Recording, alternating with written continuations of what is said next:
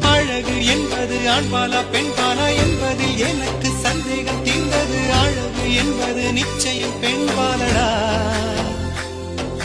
கவிதை என்பது மொழியின் வடிவம் என்றொரு கருத்தும் இன்று உடைந்தது. கவிதை என்பது கன்னி வடிவமடா. மின்னலை பிடித்து